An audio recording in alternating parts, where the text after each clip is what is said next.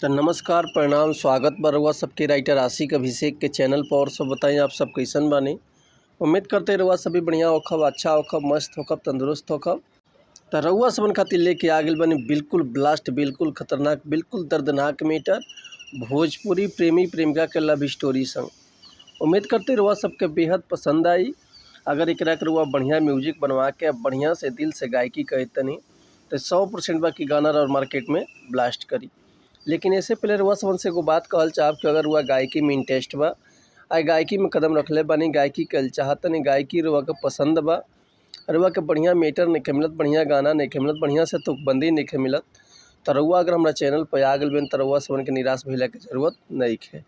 काहे से कि रउआ सबन खातिर हम हर एक प्रकार के सॉन्ग लिखिले, हिंदी होखे चाहे भोजपुरी होखे, चाहे रउआ अपना फरमाइश के हिसाब से कोनो भी मैटर लिखवा सकीले, चाहे जैसन मैटर चाहे वैसन मैटर हम लोग से मिलेला भैया। ऐसे कि हम चार्ज लीले लेकिन मैटर एकदम बिल्कुल ज़बरदस्त दिले।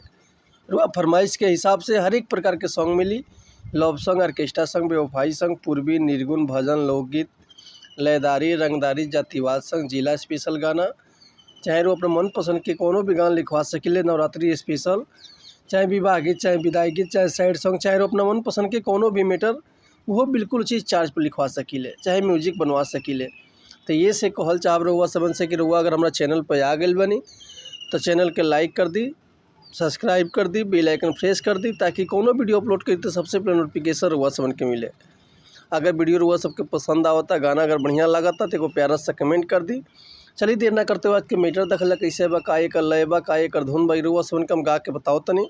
उम्मीद करते रउआ सबके बेहद पसंद आई। तो चलिए देखिए आज के मैटर कैसे बा। एगो लड़का एगो लड़की से प्रेम के लिए रहता, आ लड़की अचानक लड़कवा से दूर हो जाती है। तो लड़कवा एक दिन का कहता, कौना भाव में कैसे कहता, देखिए कैसे कहता कि जब से जानू छोड़ के गइलू, नींद अखियन से भागल, रही रतिया भजाग, कि रही रतिया भजाग, जब से जानू छोड़ के गइलू, नींद अखियन से भागल, रही रतिया भजागल, कि लोगवा कहेला पागल।